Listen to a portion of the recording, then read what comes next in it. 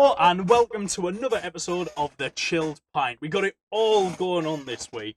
But before I get into that, because I keep skipping the beer part, Dan, what are you drinking this week? I'm actually on Speckled Hen.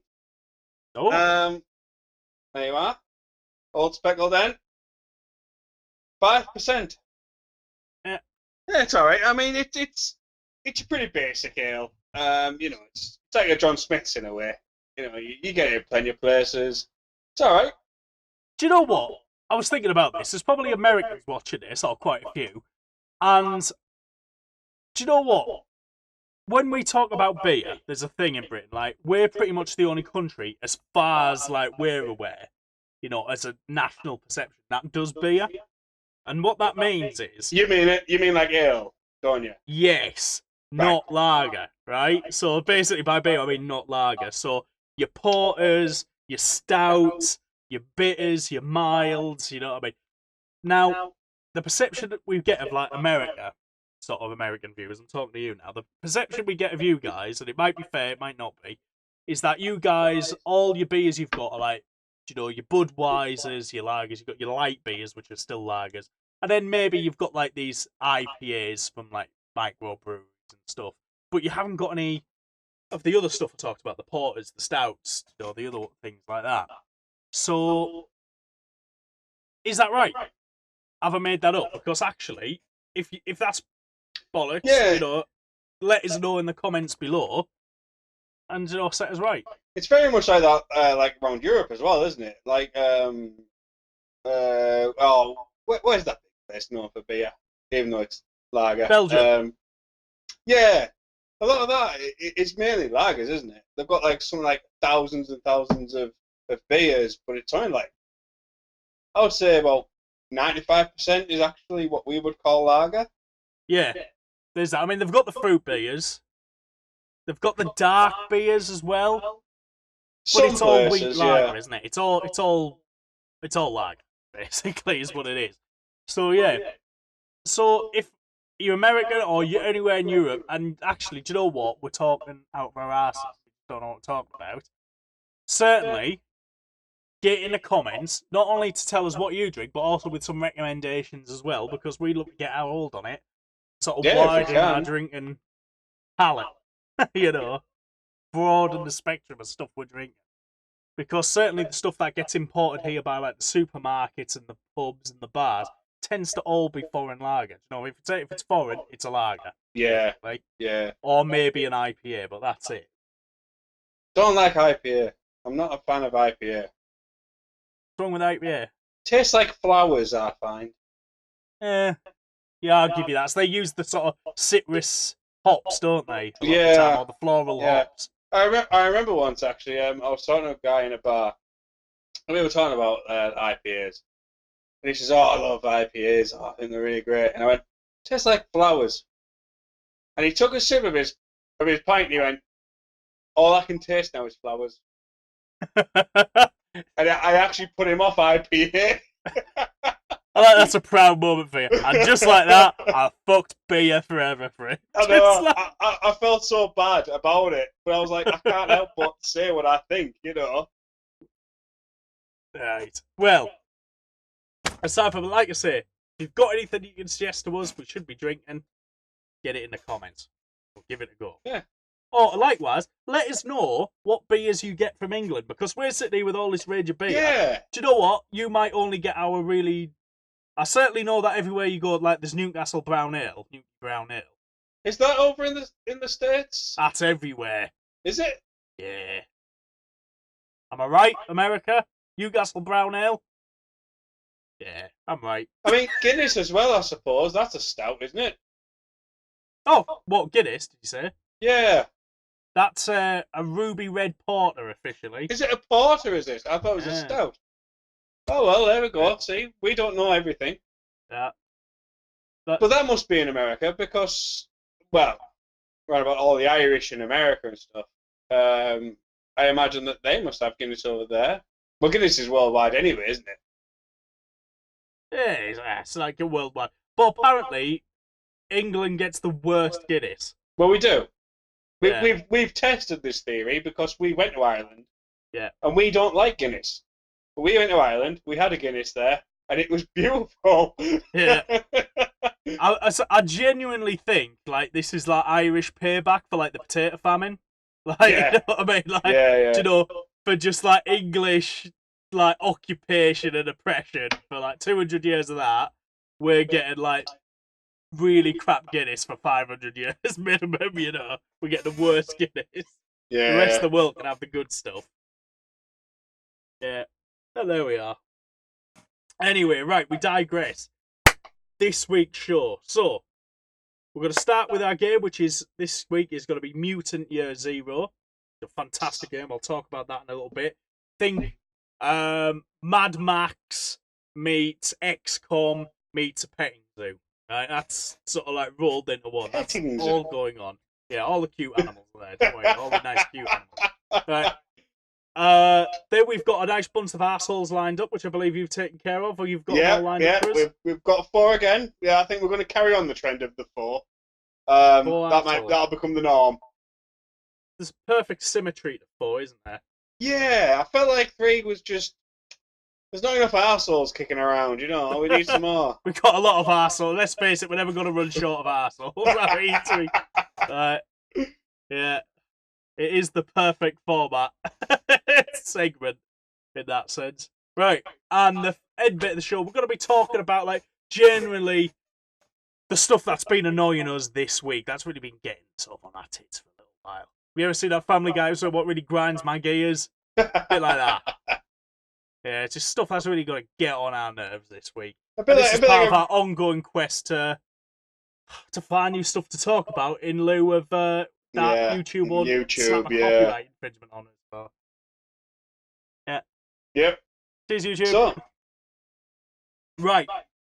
Okay, right, let's crack on with the game, mate. If you're ready, I'm ready. We're ready. Yeah. Let's go. Oh, then. So, right, this is XCOM. I mean, no, it isn't. No, it's not. Let's start again. It is. It is, but it isn't. So, right, this is Mutant Year Zero. Now, the clue is in the title up the top there. Now, I'm not gonna. I've completed this game, so I know the story. But what I will say is, I wanted to show you the men. I'm gonna start a new game because I can't go back into the game because once you've killed enemies, they're dead. So if I went back and loaded up my game now, just be empty map. So I've killed everyone. Now, I wouldn't normally bother showing you these menus. Sorry to interrupt you there. So you can go back and revisit places throughout the game? Yes. Okay. Okay. Mainly to explore for stuff you missed. There's a lot of stuff on the maps that's well hidden. Right. Oh, okay. I've certainly not found everything, but I've pretty much... Well, I've certainly killed everybody. That's moving, so... There's now I wouldn't normally bother showing you the menu, but you probably notice there's no easy mode. It's normal, hard, and very hard. And normally that's a bit of a gimmick. Yeah, like normal it really is easy. But what I would say is that, in terms of like real time, sort of turn-based strategy shooters, this is sort of like almost the Bloodborne, the Dark Souls, the fucking Sekiro of this world, because these games, this is a hard game. It is challenging. Right, I know it's a tactical game, but what I will say is on normal, you're probably going to die 1 or 2 times per encounter, certainly later in the game. Hard, you're definitely going to die 5 times per encounter as the game soon ramps up. Per encounter, yeah. Okay. And up very hard, that's going to be like 10 to 15 times before you get your strategy absolutely nailed down. Right. I'm going to talk while... we're going to keep playing while I talk about the rest. Now, the reason why this game is fundamentally so challenging, I found, certainly as it went on, is not only is there's a steep level curve where the enemies are always ahead of you. Like, even with maxed out gear, you know, the enemies always... So each of them can take 3-4 shots with maxed out best gear in the game. Right? So you've got to have like proper strategies that disable them or disorientate them, or that you can ambush them. Even just a normal little grunt. Like the weakest enemies in the game, which are meant to just be pests, are 2, maybe 3 shots. Yeah. And that wouldn't be an issue, but I completed this in the hardest setting purely because I didn't have time to be faffing about with the easy setting. And the problem is there's a finite amount of resources in the game. Oh, okay. Right. So I'll explain that more in a minute. Now this, you'll notice, it's basically there's a post-apocalyptic world. Oh. I've been looking forward to this game, actually. I've seen some footage of it. Well, I've seen like this area and stuff. The first like half an hour or so. But the reason why I was looking forward to it is because it's like, as you said earlier, like XCOM. But the problem I had with XCOM, I only played one of them. I can't remember the name, but was the base problem, where the base building just gets so difficult so quick. Like, it starts off nice and easy. It's like, here's your barracks, here's this. And then by like the third mission in, it's like, well, the world's fucked. Because you didn't build, a tea room. Yeah. I agree with you. XCOM was an absolute pig for that. The challenge in this game comes from the game. Largely, it comes from the resources. So this first battle is not really a fair representation. It's literally just to teach you the mechanics. So I'm not going to do anything clever. Like any game. And I'm playing on normal now, so... Right, so basically, like if you've never played a real-time strategy before, you've got to think, you've got a limited number of turns, you've got to plan everything. Everything's by the numbers, so you can see you've got to trade off your chance to hit against sort of other factors as well. So I've got a 75% chance to hit, which is, you might think, oh, that's a good chance. That's a 1 in 4 chance of missing. And when that guy's going to turn around and shoot you in the face next turn, that's a big deal.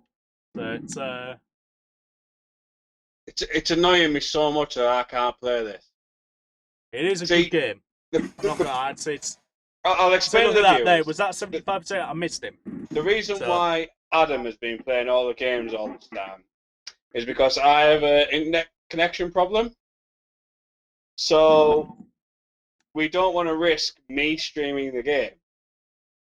But I assure you, once I have my internet connection problem solved, you'll get to see me playing games properly. So we've got to watch Adam again do this.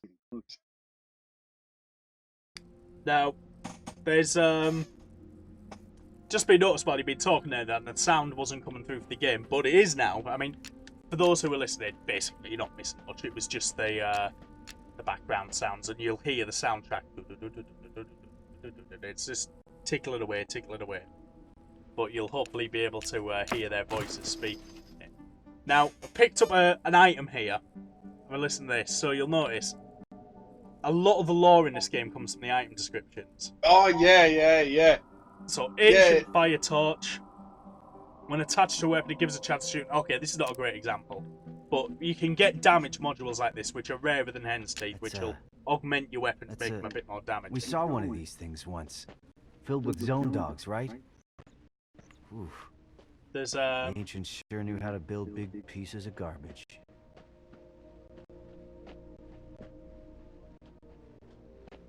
Now, somewhere around here, I thought there was a chest. I'm probably wrong.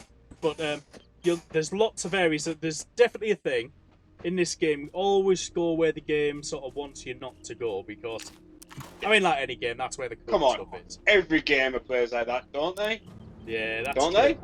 We got ourselves some ghouls. Now, this is the thing. He ate a ghoul. First screen Better get still, into ninja mode. Listen, turn off it your introduces If its we sneak by the stealth water, they element. won't see Stealth us. is king in this game. There's apart from that, maybe that opening combat, there's not really one you want an account that you want to start. That isn't an ambush, where you've got the drop of the enemy, and pretty much on the high difficulties, you've got to have almost your entire battle plan planned out, start to finish. You've got to know exactly what's going to happen every turn if you want to win. Okay. Ark don't even love stalkers. Yeah, stealth really is important in this game, and it mixes it up, like I say, with a bit of real-time exploration. You can search around the map, look for the things you want to.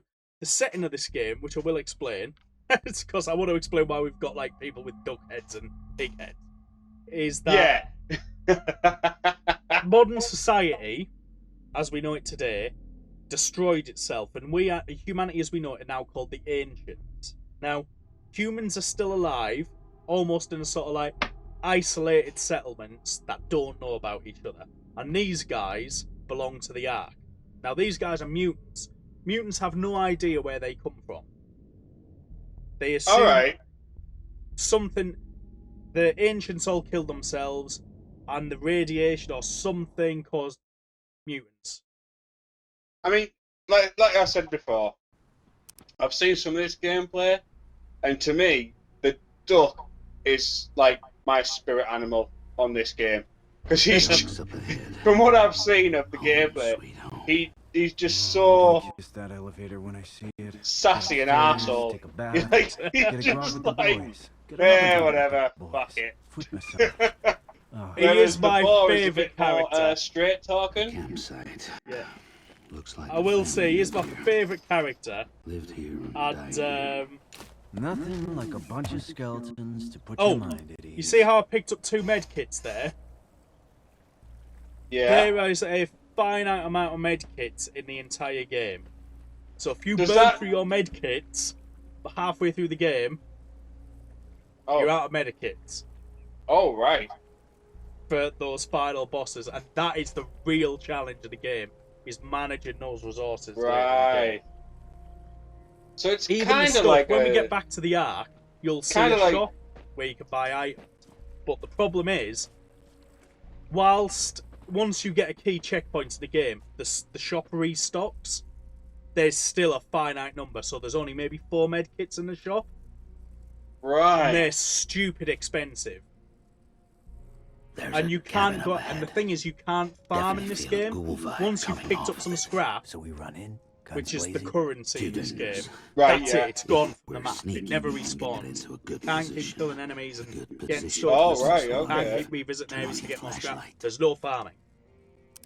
So it's a bit like a survivalist game as well. Really is, yeah.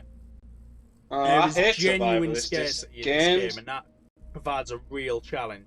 You're going to be doing a lot of reloading save games. That's put me off a little bit because I don't like this whole like survivalist thing that's like the trend lately. Because like a lot of this like survivalist thing that I've found in games, it's like I'll cut this tree down. Oh, you've got 2 wood. What, from a fucking tree? Yeah. I could build a boat from that. You know what I mean? Like, Love me some mutants. what do you mean? Right. 2 wood? There we go. So this encounter here, I'd say, is like the first proper one. So I'll do this one properly. You hear that noise? I hear my Right. stomach. So I'm going to climb up here with ducks. Because, So, oh, didn't mean to do that. I started combat early. oh, so you can you start combat whenever you decide? If you haven't been spotted, if the enemies spot you, then that's it. Alright, so is that how the stealth comes in then? You can like pincer is. attack them or something and then initiate the combat from that. Exactly, yeah. Oh, alright, oh, okay. Oh, well, it's enticing me back in again. And you're going to want to start pretty much every encounter from this one as an ambush. Yes, alright, yeah. With everything planned out. So my plan is I'm going to take these 2 little straggler bitches out here. Oh.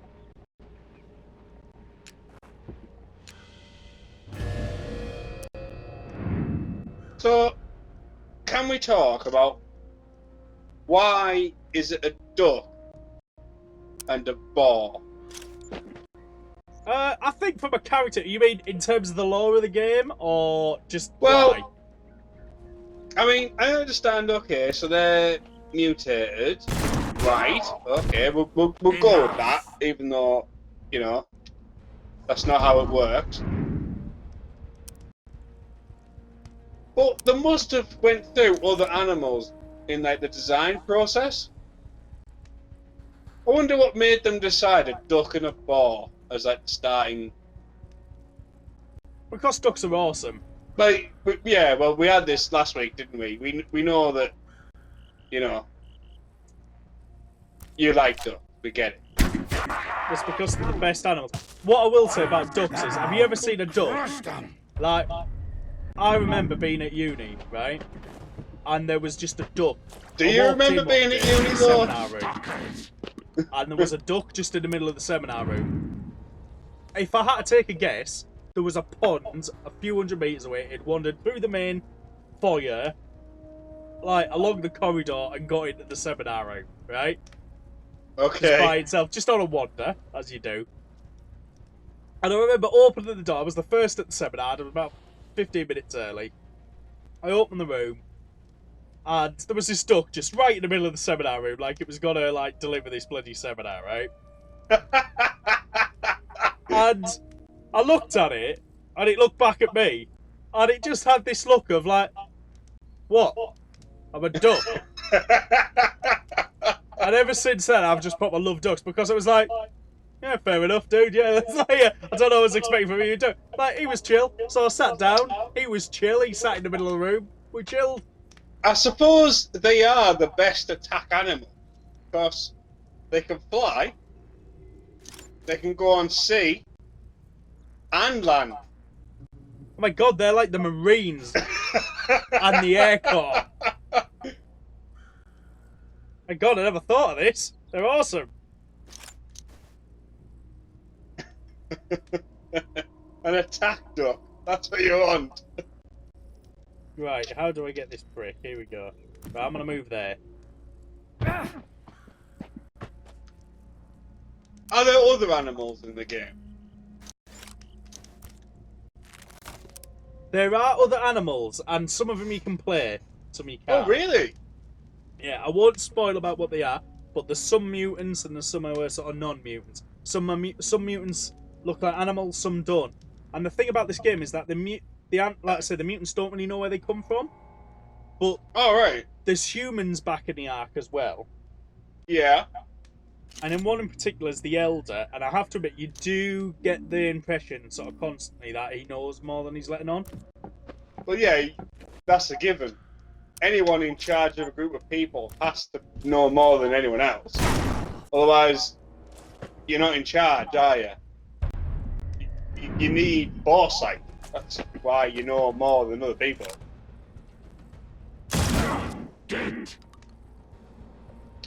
Are there otters? There are not otters. Aww. Oh no, yeah. I'm not buying it. I'm not buying it now. And stay down. That was awesome. Alright, because I reckon although otters are cute, like... This is what I was on about with the lore, so I'll read it to you. This is a boombox, a strange talking box that hisses at a snake when powered on. Sometimes, depending on where it is placed, it will speak to you with beeps, hit whistles, or even faint voices. It includes a handy slot in the front for keeping things in. Yeah. You know, and also, listen, this is good sort of lore from the item descriptions, but a lot of it is through the character dialogue, which we talked. So have a listen when I turn this off here. Look at this beauty. The ancients left a lot of ugly junk behind, but once in a while you see something like this. Wonder what these buttons are for. I wouldn't touch it if I were you. I'm not kidding around. Lay off the buttons. What's up your butt?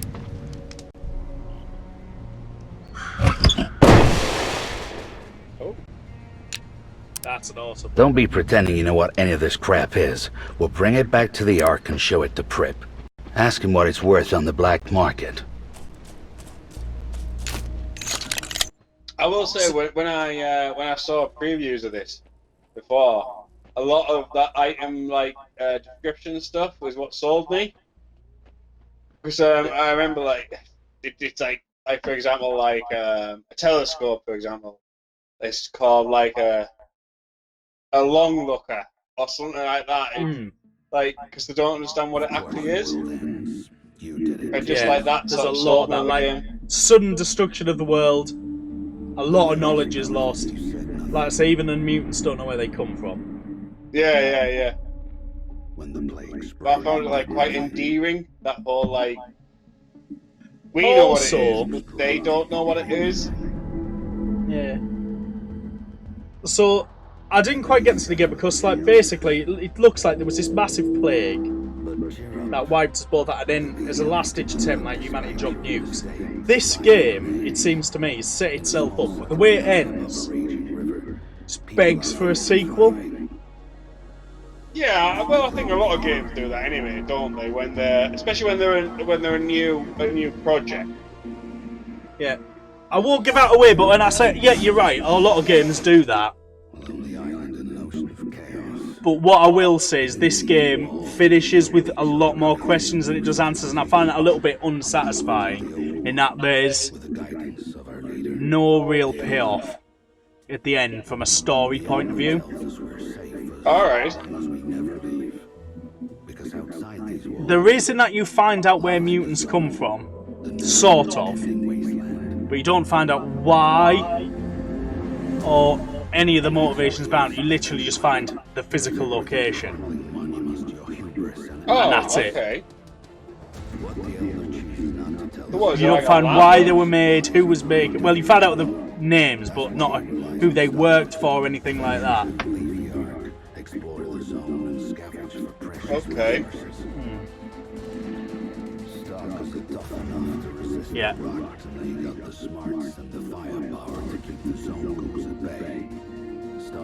So the zone ghouls are descendants of humanity. They're sort of just humans who've sort of mutated. Supposedly through radiation, you get the impression.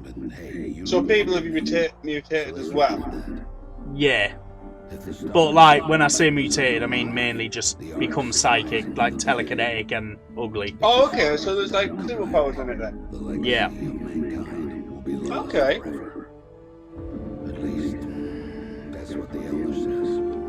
Yeah, like I say, that's what the Elder says is a sort of common theme.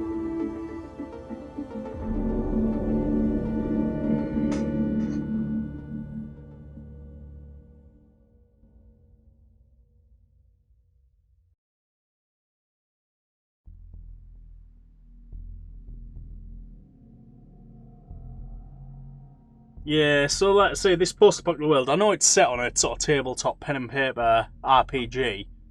It takes the general setting, but I don't think it, as far as I'm aware, it doesn't use anything too much else with the game. It doesn't build, it doesn't really go... It doesn't go anywhere in the same way that the game's story goes, I believe.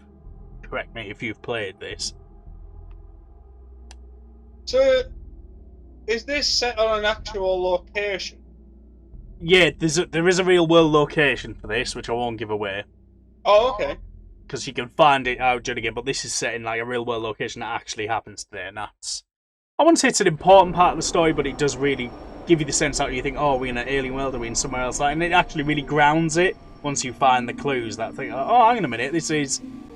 Oh, holy moly, this is a real world location, you know? I mean, you don't have to say yes or no.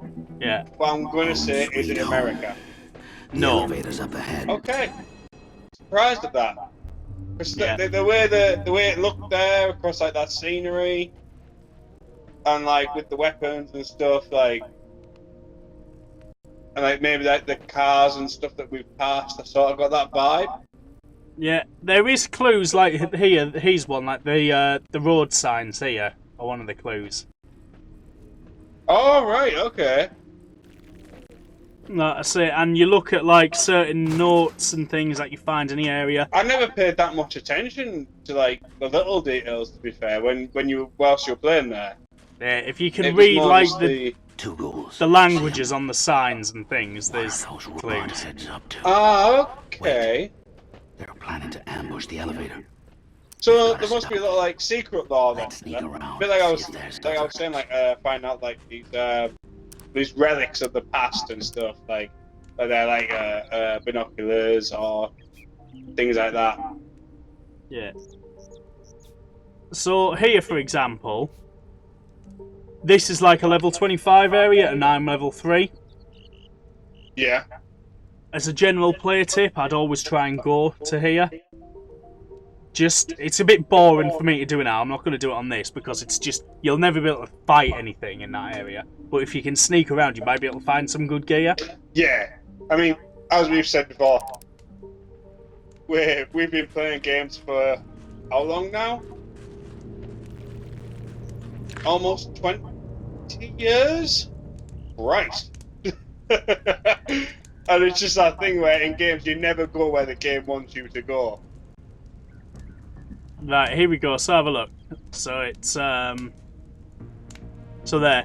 Little notes like this will tell you where the locations of weapons are and like special items and whatnot. Oh yeah. And you tend to find good stuff in chests. That's when you know you've generally found something good. So this is one of the most useful things in the game. Now, Borman has terrible range, so I will give him this thing that adds 25% of his range. Oh, so they have different skills as well? Yes, so Dux is sort of like your ranged sniper, tactical person, and Borman's like your tank. You know, stereotypical. I mean, I know that we've already said, like, a duck is like a marine of the, animal world. But I wouldn't have thought of a duck as a sniper. Oh yeah, obviously, man.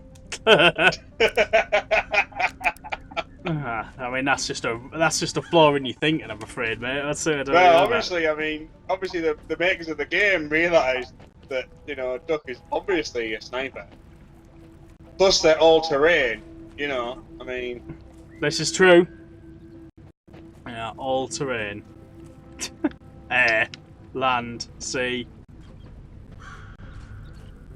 You know how you get, like,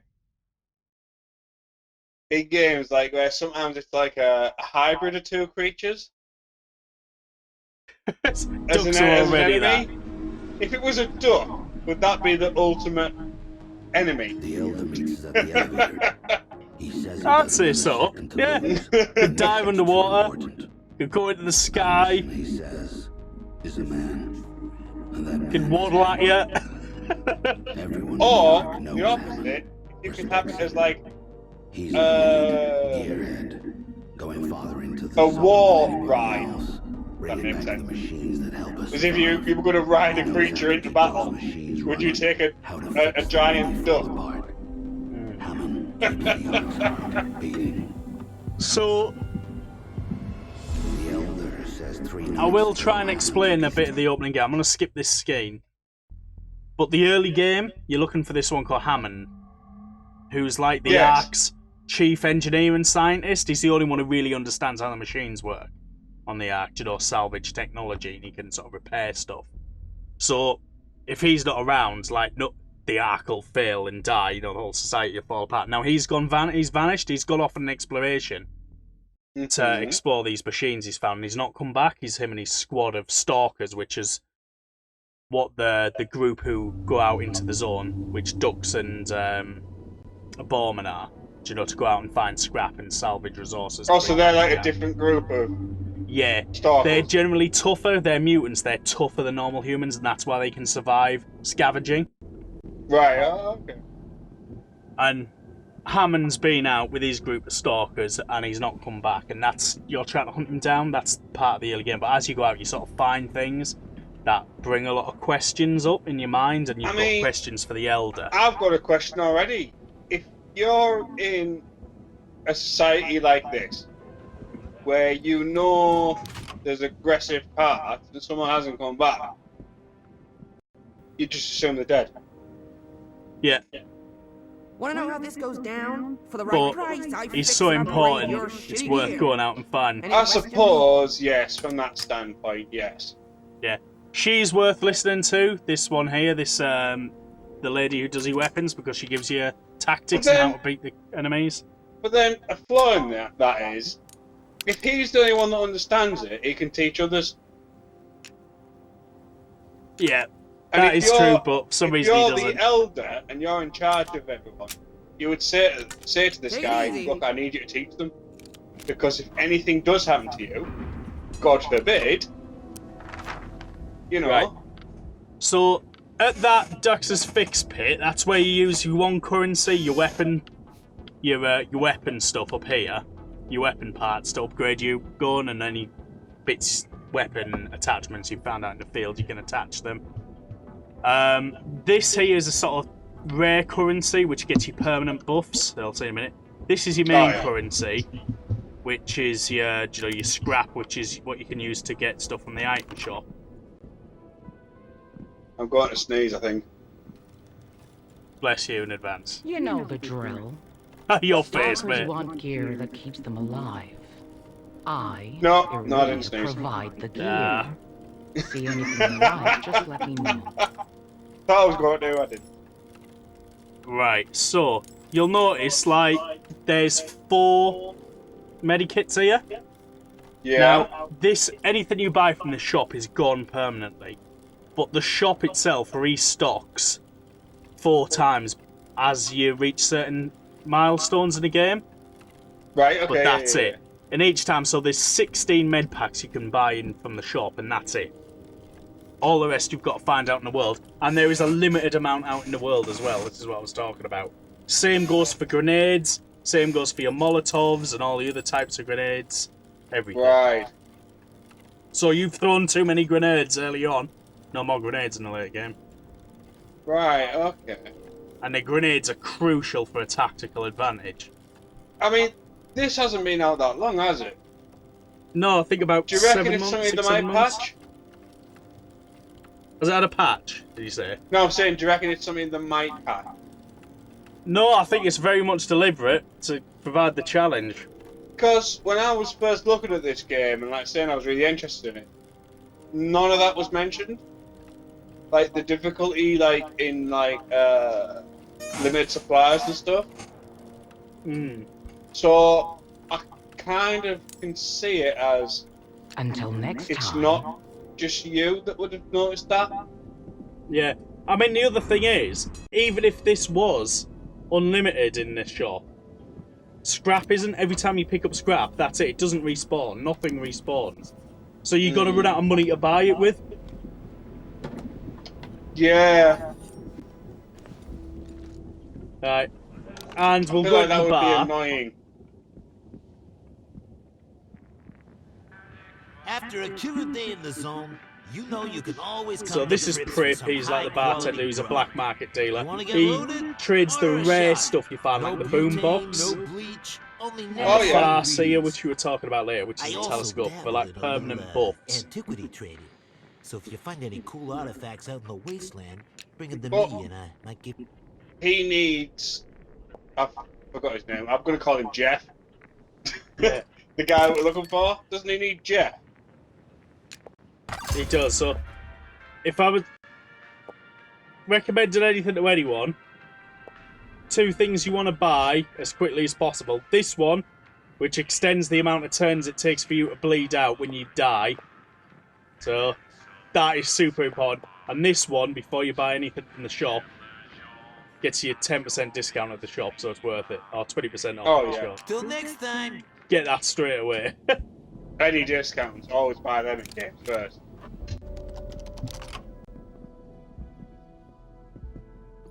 My home will always So this be is a the haven Elder. to you He doesn't look brave well, does he? stalkers. Who's that? After your journeys, pay me a visit, and I'll offer you some guidance, perhaps a story, to help mean- you become wise. He clearly knows more because, I mean, he's doing the blood transfusion, isn't he? Certainly is, yeah. So he's And screwed considering with he's that doing the hammer. blood transfusion and the others don't even know where they came from. Yeah. Well, you don't have to know where you came from, but know you got blood, son. That's it. Yeah, but you'd have to know about blood groups and the fact that you can replace blood. Exactly. He does.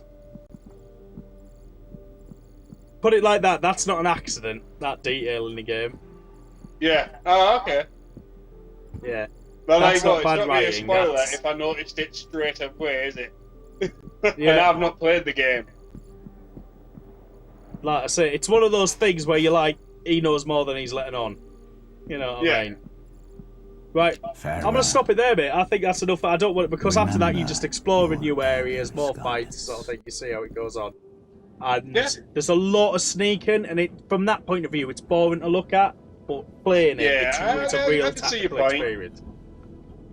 Well, yeah, I think it's a good looking game. I'm still interested in it. I'm a little bit surprised by some of the points that you mentioned, though. Like I say, when I first got interested in it, and I thought it looked really good. It seems like it's not really stood up to some of those things. It's or should I say, it's gone astray from those things and took it to a different direction. Yeah, but they're more like make it difficult rather than enjoyable. Yeah. I think fans of the original tabletop game might appreciate this because the story, there's the world build. It does it well. It's not totally faithful to the original, but it goes off an interesting place with it. But fans of XCOM and definitely if you're a fan of a survival sort of strategy, this is challenging survival strategy in that sense. Yeah. More like resource. There's a strong resource management element to it, as well as a strong tactical element. And if you're like hitting your head against the same problem again and again until you win, this game's right up your alley. Now, I really don't like this type of game, but I will say I did enjoy this. I've enjoyed this the most out of pretty much any game that's like that. Because the world building is good, and I would say it's like you said there. It's the survival side that's kind of put me off. But I'll still get it. I'll still play it in a couple of years' time when I've caught up with my backlog. Because I have a massive backlog. So yeah, overall, I'd say about an 8 out of 10 for this game, and definitely worth a look. Okay. Yeah. Right. Yeah, it still looks good. That being said, are you ready for Arsehole's Alcove? Yeah, let's head on over.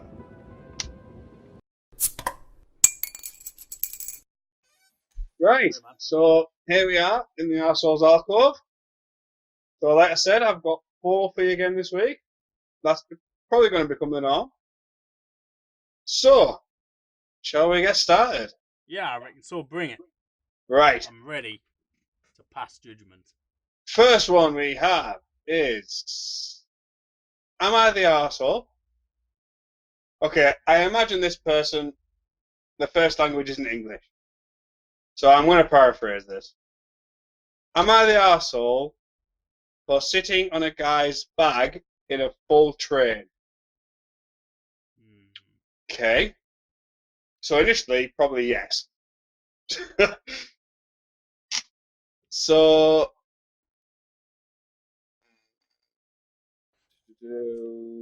That's not... I'm intrigued. Like, so he just...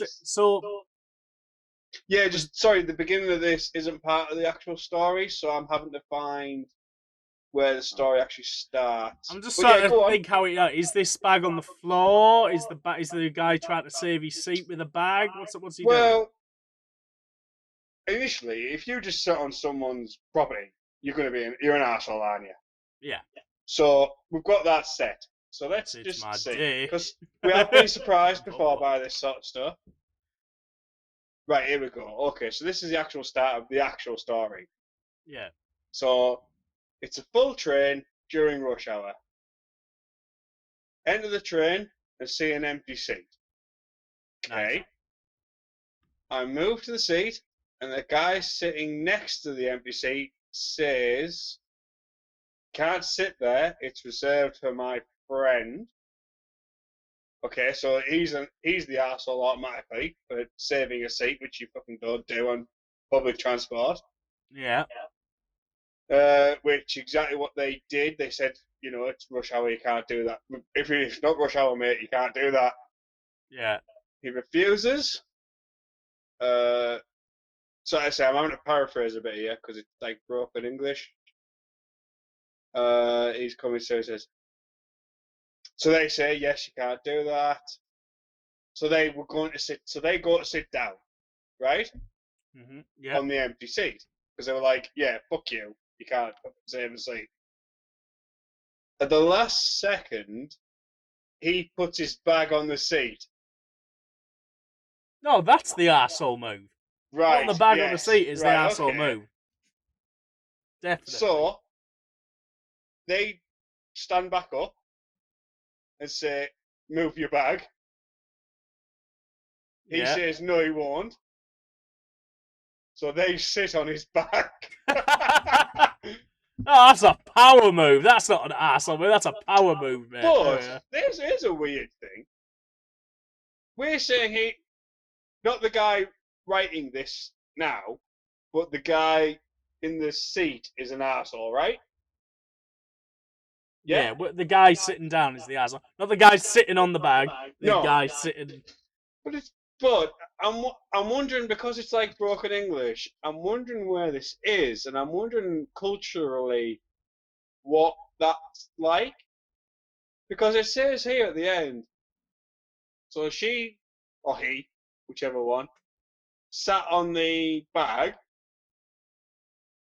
He calls them rude, Yeah. and someone else also calls them rude for doing it. Oh, piss off. No. Who? What? Were they Which is what friends was or making just me like a think, random is it- stranger? Is it a cultural, maybe?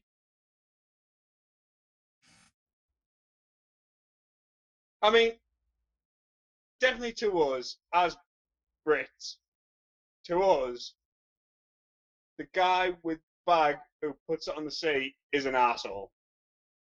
Yeah, you wouldn't do that. You might try and do it when when it's a bit quiet, and you know there's other seats available, totally empty ones. But when it fills up, you get that bag off the seat. Yeah, Just done leaving that. your bag on the seat's a dick move. Yeah, I've done that. I've been on a bus, I've had a backpack, Yeah. and sometimes it's just easier than putting it, under the seat, or if it's a National Express or something, which is like a coach more than a bus. It's easier than putting it in the overhead, so I just put it on the seat next to me. But if the coach gets full, I take it off. I either put it in front of me or I put it in the overhead. Yeah. You know what I mean? It's just what you do. But I don't know. Could this be culturally different? You Nah, reckon? Doesn't matter. There's no culture in a world where you need to sit down, there's a seat there, and you just fucking go, nah, don't want you to sit there. Just basically what he's doing. Yeah, he is like, yeah. Yeah, it's like, please don't sit down. Oh, I don't want you to. Why? Because I'm an asshole. I don't know why, but for some reason I'm thinking in Germany that would be acceptable to save a seat. I don't know why. I'm just thinking in Germany you can save a seat. I don't know. I've never even been to Germany. If you're German, would this bag blocking behaviour be acceptable in Germany? I'm not seeing it. No. it. I feel like that's a bit cut and dry for our section. Next, When I move first on. looked at it, I thought it would be more interesting, but nah, that's just cut and dry. Whoever this random woman was saying that you were the asshole, she's wrong. The guy She's the with the arsehole bag as well. was the asshole. All right, okay. So let's get a bit more interesting. Right, this is one that'll split the the people. Bring it. So, am I the arsehole for not tipping? Right. What country is this? The fact that there's tipping at all suggests America. Yeah, this is the point. Like over here, it's become more of a thing to tip at a restaurant, but you tip if the service has been really good. Yeah. Whereas, like, I know like in France, waiters. Is it a waiter? Is this guy a waiter? Who's he tipping? Because I know, like in America, waitresses and waiters you tip because they make crap traditionally. Yeah. Whereas in France, being a waiter is often seen as like a genuine profession. Yeah. And you wouldn't tip a waiter because it's It's like you wouldn't tip your doctor. Well, even in the UK, you get minimum wage at least. Yeah. Where in America, I don't even think they have minimum wage, do they? Well, in Britain, they've got the rule, with whole of Europe now, they've got the thing where it's like your tips aren't allowed to count towards your minimum wage. Yeah. Whereas I think mean, in America, they can. it's not even now. That's always been, hasn't it? No. I mean, that was after Europe. This is one of the things. If we wanted me to get all pro EU before EU labour laws, that in Britain that was allowed. Yeah, but how would you count it? You don't. You take an average or an assumed amount. What? Yeah, exactly. So, like, if you're working in a restaurant, this is like, I believe this is the case in certain places in America where they assume, like, you'll get the equivalent of something like $4 an hour or something in tips. Right? So your employer cannot pay you that, can offset your minimum wage against that, whether you get it or not. All right. Yeah. Or even in the States, like, they can certainly offset it if you do get it in tips. If you don't get it, they might have to top it up. But that's the sort of approach there. So the idea is you tip because it makes up part of their wages. So I think that's why, like, the tipping thing in America's got more. That's their fault. Yeah. I mean, that's my approach to it. I might be talking up my ass here. I might have misunderstood. I know I'm not too far off the mark if I am. So again, this is one for the comments. If you know I'm talking, I'm blowing it out my ass. I mean, I know we haven't got onto this yet, but I'm just going to get this out of it. My thoughts on tipping is this: if you get a good service, I'll give you a bit extra. I find that British tipping is we'll get you a drink. Yeah.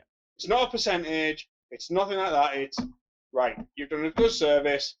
There's 10 quid, say. There's only 2 of us. Get yourself a drink out of that. Yeah. You know, they might only have a lemonade, but that's their choice. You're willing to go up to, however much for a drink for them. Yeah. But if it's not good service, you just say, right, well, there's the money for it. You're not getting any extra. And that's that. Depends where you are. If you're at a restaurant, this is why I was saying where it depends where it is. I'd sort of say generally, if it's good service, 10%. I sort of aim for, you know what I mean? There's well, this is my point. Like, we don't, do we? Let's say in Britain at least, we tend to go for a drink, which might not be 10%. It might be 10%. It might be over. It's a drink. It basically in Britain we work by beer. It's like, well, it is, isn't it? Like, we go by. I think we might just be talking to North here, Dan. I have to admit, like, I tried explaining this to Tish a while back, and she was like, no, that's just you being cheap and not wanting to pay 10%. I'm like, no, it's not. If I was working, right, somewhere, and someone bought me a drink behind a bar, whilst I'm behind a bar, I'd enjoy that more because it's like, it's a drink. Oh, publican, yeah. Absolutely, like, that's a golden rule. There's no. But even in a restaurant, bar staff, you always tip in drinks. Even in a restaurant, it's the same. A lot of restaurant people, when they close up for the night, they'll stop back and have a drink. Yeah. So if you've bought them a drink, they'll quite happy enjoy a drink after they've finished the job. Yeah. Even in a restaurant. Yeah? Yeah? Right. So that's tipping in England. Just buy them a pint. It's fine. Right. But anyway, back to the arsehole. So what's the story? How was it the arsehole? Right. So, yeah, that's a load of shit. Not bothered about that. Right, okay.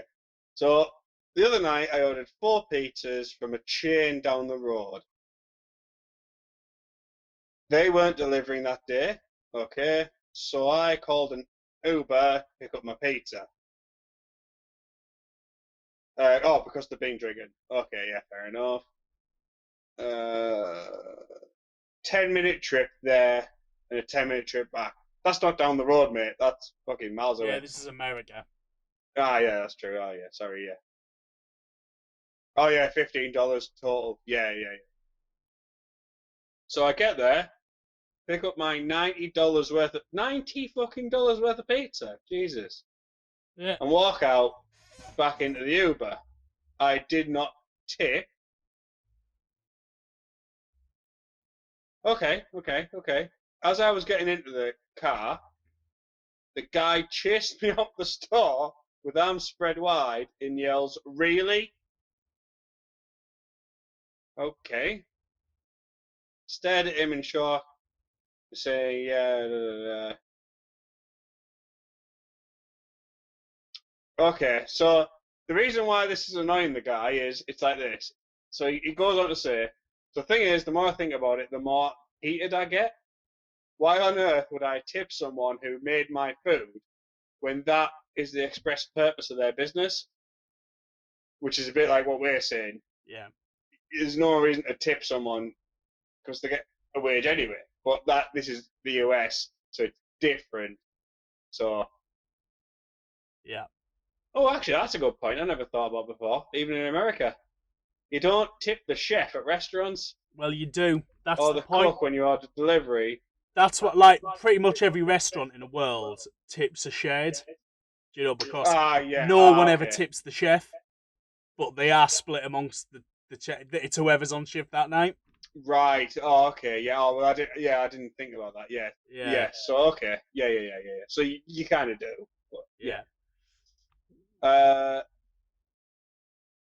Okay. Pizzas. Blah, blah, blah, blah, da, da, da, da, da. So his friends are evenly split. That they should have tipped him, but then others say that he wasn't obliged to tip him. So, my thoughts on this. I always think when you tip the delivery guy, you're tipping the delivery guy for pizza. Yes. I've done it plenty of times. Especially if it's from a chain. Would you ever tip anyone at McDonald's? Well, no, of course not. There we are then. Because you also know that they do get wages. I know that delivery people do as well. In the UK, we're talking here. Yeah. But basically, you don't want them to fuck your food up next time. Yeah. So you tip them as in like, yeah, make sure it gets to you quicker next time, yeah? Yeah, well, here's I've got an uncle, or Tish has got an uncle, so I've got an uncle-in-law who's lives in America, and his attitude, he was born over here, but he lives in America. He has done for 40 years, and he's very American in his ways, and he had a fantastic point about tipping.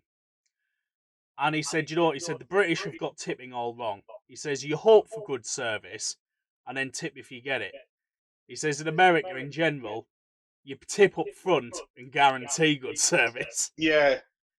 Well, Germans are like that, aren't they? Yeah. So they do it with like valets and, you know, like delivery people and all sorts, you know what I mean? Anyway, so like your cleaners in the room, like this is the example on like, I was on a cruise a few years back. And I didn't do it the first cruise, but the second cruise I did, I got it, and you notice the difference. On the first cruise, I tipped at the end, the cleaner, and great, they did a good job the first time round. Whoever did the second round, I tipped after the first day, the same as what I would have tipped at the end. Oh, that room was like spotless, mate. Well, all sorts of good stuff. Extra chocolates left out, little bonus pillows, little sculptures out with the towels in the shape of animals and shit. Like I said, I was about to say that I suppose it works on the basis that if you tip afterwards, they're never ever going to see you again. Yeah.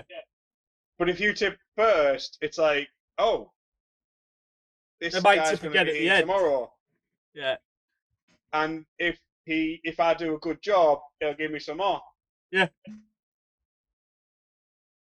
Yeah. Exactly. Well, we're in the UK, we kind of work by, if I prove myself now, I might get extra. Yeah. But then when you don't get extra, it kind of makes you do it less and less and less and less. To the So point where you apart think, from the shitty thing with wages, I do think the Americans have the right attitude to tipping. In general, if you got a tip, do it up front, get better service. yeah.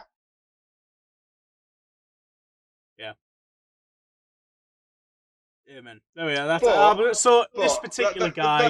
that's on about tipping. In this Yeah. scenario, In this particular scenario, I don't think he's an asshole. no. I mean- I would have tipped the delivery guy. This place doesn't deliver, obviously. Who you They tipping? do, but it wasn't that day. So that means like it might be like the delivery driver's day off or something. Oh well, tough shit. So like, well, yeah, there's no one to tip. Yeah, but then why did the guy come out of the shop and be like, "What is that it?" Because like, Because he's an asshole. yeah, it's a cultural thing. They're expected to tip, but like, nah, he's shit guy. So are we saying the guy who came out and shouted, you know? Yeah, I mean, do you know what? How do you know that guy? He didn't have $100 on him. He was just charging $90 the pizza. He was expecting $10. He's just had to get the taxi, and that was it. He's broke now. Yeah. You know. Well, yeah. I mean, this is why. Another reason why I don't tip. I don't have the fucking money to tip. Yeah. You know, if I had the money, I would gladly tip everyone in the world. Do you know what I mean? But I just can't afford to do it. Yep. Taxi drivers is a good example. There's someone we always tip in Britain, like or should do. Yeah, 'cause There's we're sort of an always drunk. expectation, but I don't. Not all the time. If it's too close, Oh, I know yeah. I've got to get the taxi back. It's a bit more expensive than I thought. If I can afford it, I don't tip. You know. Oh, yeah. But like a lot of the times with taxi drivers, I mean, my brother used to be a taxi driver. And it's just because people are drunk. Yeah. You know, like if it's like £7 and they've got a tenner, they'll just go, take the tenner. Yeah. Oh, Do you know fine, what I want mean? It's like, I just want to get out of this taxi, get in my house, eat a pizza, and go to bed. Yeah. That's worth £3 to not have the That's 20 worth it, seconds yeah, to wait exactly. for change. Rather than me sit here for 10 seconds whilst you count £3 up. Yeah. Yeah. So yeah, like taxi drivers, they get probably the most amount of tips ever. But that's just because people are drunk all the time whenever they get in a taxi. Right. He's not an arsehole, are we agreeing? Yeah, alright then, yeah. Right. Okay, cool. I'm not Right. even going to say the guy who chased him out is an arsehole. Maybe a Yeah. tiny one. Because, especially with it being a chain as well. Yeah. Like, you're obviously on a wage if it's a chain restaurant thing. Like, I don't know, it might have been like Pizza Hut or something in America. You know what I mean? It's like, you're not on like I say, I don't think America has like a minimum wagey thing like we do. Yeah. Or I think they do, but it's not the same standard. Yeah, there is a minimum wage, but it's a lot lower. Yeah. So yeah, I think the guy who chased him out was an arsehole there. Like. Cool. Right, let's bring it. Right. Okay, so the next one. This has like two parts to the story. So I'm going to read the first part. Right? Mm-hmm. So, am I the arsehole for giving our kid boring school lunches? Like dried sandpaper and fucking Well, like. Okay, you might think that from the title. Okay. So, a daughter in grade 1, I don't know what that is. Grade 1 is like year 1 over here. So, what, like 4 or 5-year-old? 5-year-old. Right, yeah. Has got us complaints from a teacher and the school administration about her lunches. Okay. Yeah. Tend to give her healthier stuff we eat at home anyways, but try to make it more snack focused. Yeah, okay. Like a few slices from a baguette or crackers, some cold cuts like, you know, pepperoni, salami and stuff. Okay. Olives, sun-dried tomatoes. I mean, what 5-year-old likes Fucking hell. olives? How middle class is this? Oh yeah. Oh, sometimes we'll give her things like rice pudding, sausage. Okay, that's gone Sausage? down. Piss That's off. gone downhill. How is this boring? I would have killed for a sausage and we packed lunch. Yeah, to be fair. Once we even gave her some steak to bring to school. Okay. So how are they Some foie boring? gras and pate, like. So how are they boring then, you might think, yeah? Yeah. Well, that's what I was thinking. It was like we often have a side serving of wine, a wine pairing service, but it's very pedestrian. You know, like what the shit? All right, crack on, mate. Crack on. What it is. But remember, this has brought in the school administration as well Yeah. as a complaint, right? So the school argues we're being abusive by giving her food the other kids won't like, thus eliminating a sharing environment. Okay. Right. So Well, she the other hasn't kids been, don't have to eat it, so tough shit. well, exactly right. She hasn't been teased for her lunches, and by her own admission likes what we give her. It's the teacher who thinks it's age inappropriate. Okay. So I'm just looking at like I mean, you're a 5-year-old. I think you're doing well to get her olives and fucking on this hell. stuff. Hang on. There's a bit here, right? So there's a couple of lines I've cut out here, right? But all right. Once we gave her some anchovy fillets for crackers, and they confiscated her lunch, which obviously prompted a big argument between us and the school, because they've just fucking took a dinner off her. Yeah. I slapped the shit out the school. What the fuck you? They better have fed her ass at the very least. Now, when you read the first part of that, you think, why would the school be bothered about, like, how boring her dinner is? They might have been worried about the salt saying, content. What they're basically saying is, any child that comes into our school has to feed every other child. That's bollocks for a start. Guarantee, like, mate, it's like, for those who haven't been watching before, right, I was a teacher for like 10 years.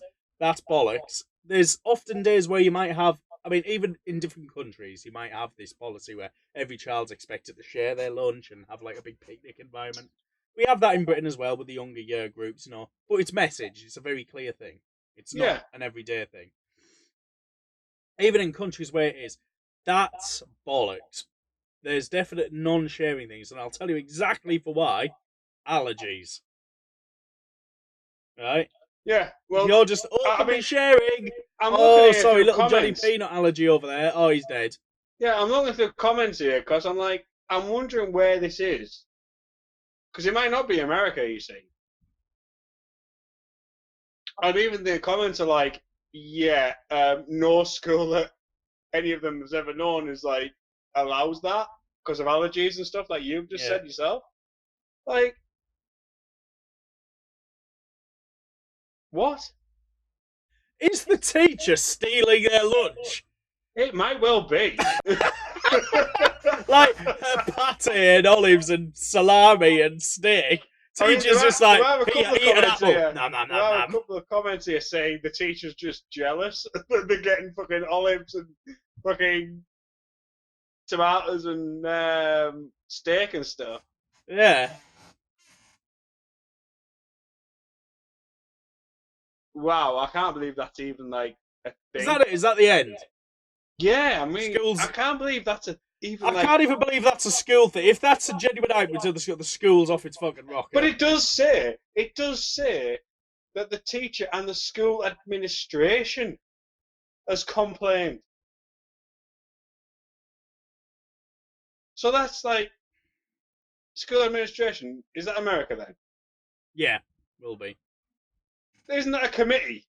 It is a committee. It's sort of like the equivalent of school councillors over here, but they tend to be elected. But they've complained about it. The heads are doing. At what point? Right. All right. No, I'm not having this. Right. They've had a meeting about a single child. Yep. Bringing in stuff for her own consumption. Yep. What type of fucking school is this? Yeah. Put it like this. I've confiscated children's lunches before. Right? The young ones especially. Okay. Come on, right? When I say I've done it before, I'm talking less, fingers of one hand in 10 years, right? Yeah. So, and it's twice I can think of is because the lunchbox was filled with absolute shite. Like, all chocolate, all shite, everything. You know what I mean?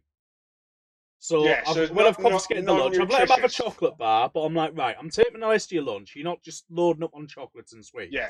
Right? And then making yourself sick in the afternoon. Right? You know what I mean? Because they're like 5, 6, like, bam, you can't have some fruit, right, bam. Yeah, And you give them something else. You rock down to the dinner hall, you have a word with the dinner nannies and just say, right, here, look. Thing he's already brought crap in. Dish up something here. Gives a couple of apples or something here. Right? Yeah, Like, I totally agree with you. I totally agree with you there. Right. Okay. The other time has been allergies. I've saw a pack of peanuts. Little Johnny sat next to him has got a massive peanut allergy. Well, boom, nicked. Yeah. But that one that you stole like the sweets of and stuff, did the parents complain? Yeah. In fact, well, they would have done, but I preempted the parents. So like that's the case, like they said, where the schools complained. Where I've never got the head involved, anything like that. It never went above me. But so that's me. End of the day, see the parents at the playground. I'll give them a call.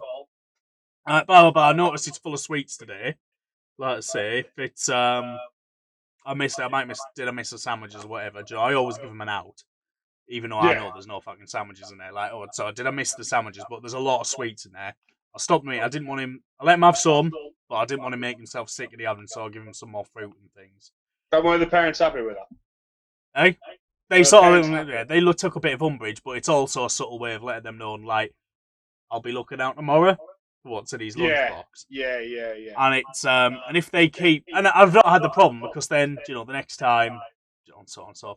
I mean, the reality is they've just probably had like there's no point slamming into them for like one day. Because they might have just forgot to go to the shops or forgot to do the bloody shopping for the kids. Just bang a load of sweets in there, they'll eat something, right? And they're just thinking, right, he's got food, it's not great, but it's full of sugar, but at least he'll burn it off at school. And then we've got, like, while they go to a shop, and then we've been like, no.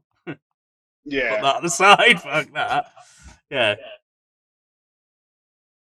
Yeah, so that's it. That's well, that's it. That's the only time.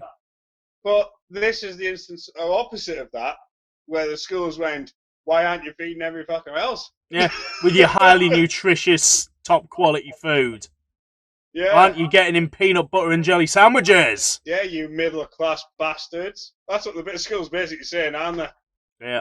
Like, do you know what I had for the first time this year? Go on. A peanut butter and jelly sandwich. I've never had one. Yeah, I had one for the first time. Literally, we were trying to get out rid of our food cupboards. The only stuff that was left. I mean, you didn't. What you had, just to correct you.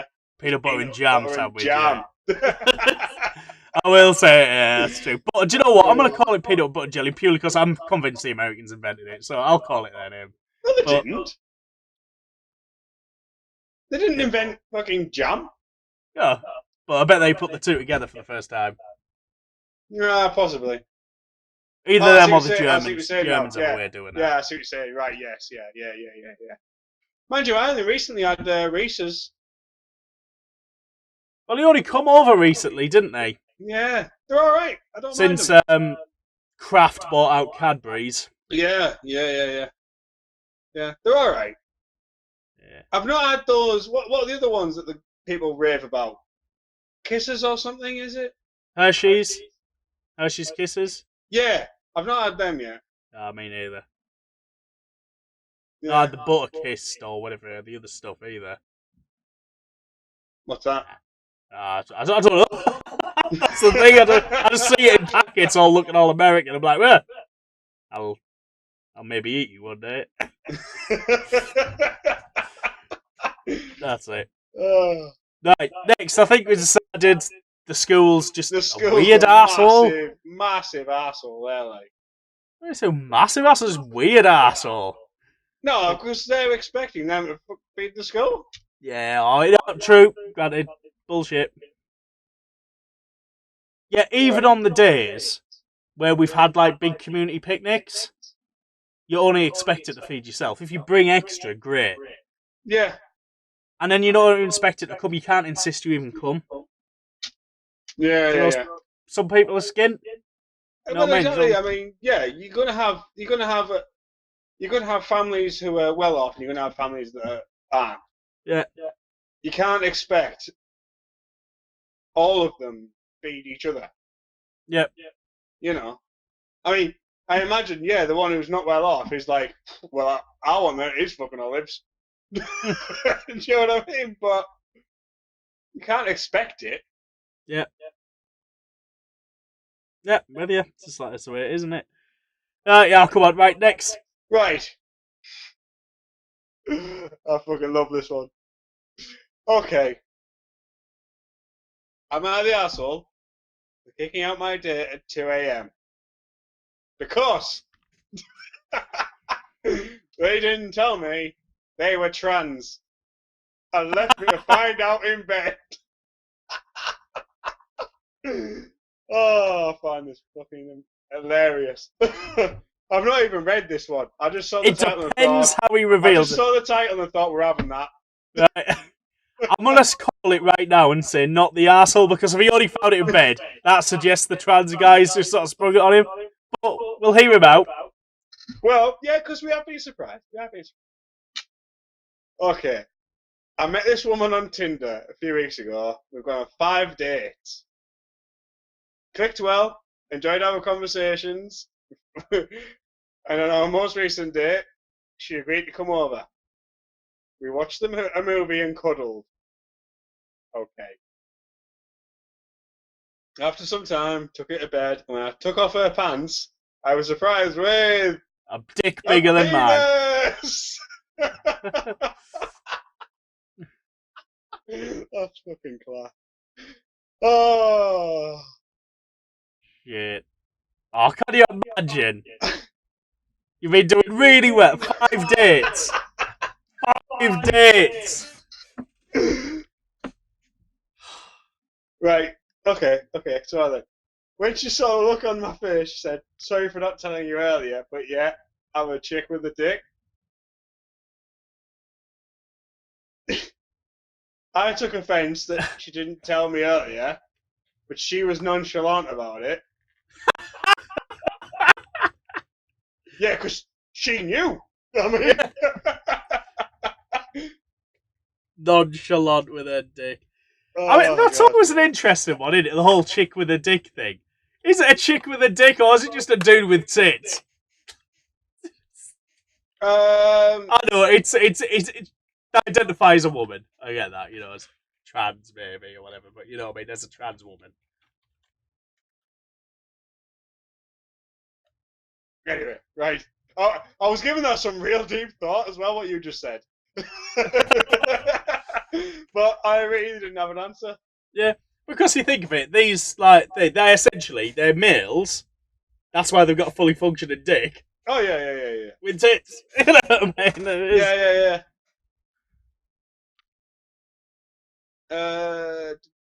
I've lost my place now. Yeah, told her she should have disclosed it before it got physical. Hang on. Then she defended herself, saying it was my fault for not asking if she's trans. No.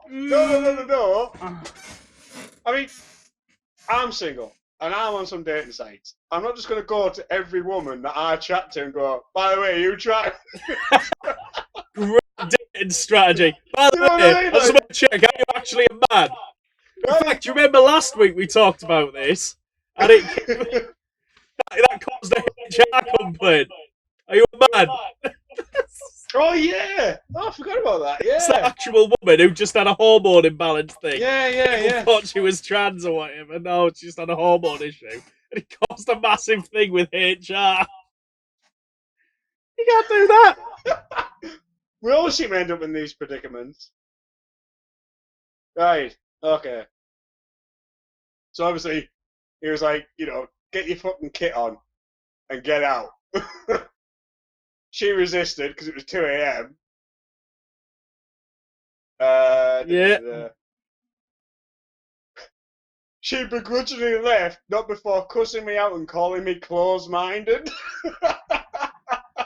Yeah. Oh, that's great. Jesus. Wow.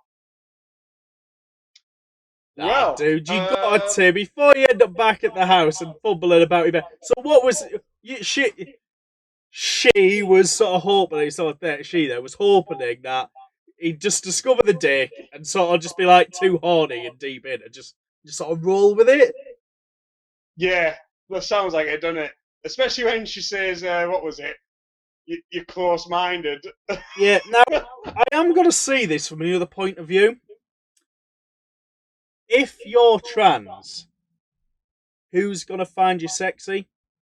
Not men. Right? Who want to shag women. Well, and women who are perhaps lesbians, but they're not going to find you attractive necessarily. And perhaps you don't find women attractive. See, so you've just got to roll the dice with men. Yes. Because if you go up front about it, it's sort of hypocritical. Like, no man's ever going to say yes. But you say that, but it's like every man's dream, innit? A woman who can drink him under the table. The solution is put it out on the internet. I'm a trans bloke, or trans woman, should I say. I've probably got a dick bigger than you. If you fancy some hot fucking sex where I can peg you afterwards, and then we can go out drinking, hit me up. Plus, I suppose there's the bisexual crowd. Yeah, but bisexual might not find tranny attractive. Oh no, I'm not saying they would automatically. What I'm saying is they might be more open to something like that. Oh yeah, it's true. If you're sort of more pansexual, I suppose demographically, like statistically, they've got a wider sort of palette of like tastes they can dip into, haven't they? Yeah. Like more boxes you're ticking. We're not being awkward here. It's just that Yeah. More options. If you're bisexual, you like tits, you like willies. Yeah, you got they got both. Great. Yeah. Was it the arsehole for kicking her out? Does it give an idea with the location? No. I mean, it doesn't. If it's say, a city, it doesn't say like if she had anywhere else to go. If she was literally had nowhere to go, you could have said, right, well, you can stop because that's what we're doing anyway. But we're not fucking doing anything, and you're gone in the morning. Yeah. Like if it was the middle of the countryside or something like that. Yeah. But if it's the middle of a city, no, you're pissed right off.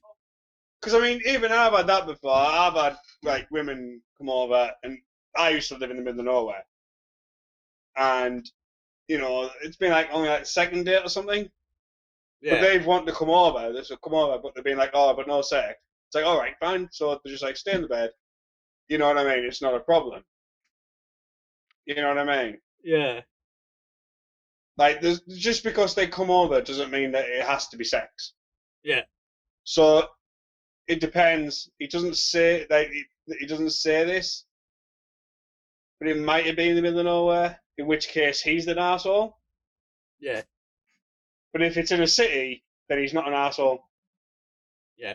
Because even in the city, people say, "Oh, but it's dangerous out at night." Yeah, but you can get a taxi. Yeah, you should have thought of that before you just. To be honest, it's dangerous out now. That guy rolled the dice when he didn't say he had a dick. That's true. That's very true. Yes. Yeah. They knew that was always a possibility. I mean, I'm going to start doing that now, I think, with every woman that I chat to on these dating sites. You got a dick? That's say a lot about your dating past, doesn't it? Like, according to her, you have to. yeah. Let's see how well that goes. Improves your odds, mate. Yeah, exactly. Yeah. Nah, I don't know. I know. Yeah, I mean, I understand it there. If it's in the middle of nowhere, he should have been like, look, you can stop the night, but that's all. Anyway, can I ask about these dating apps? Because you've used them and that, haven't you? Yeah, a little bit. So like I say, it was staffery because like, I got with Tish like fucking donkeys years ago now, and it was just as they were sort of coming in. You know, smartphones. So I've never really used one. We haven't said before. Tish is Adam's wife. So... Oh yeah.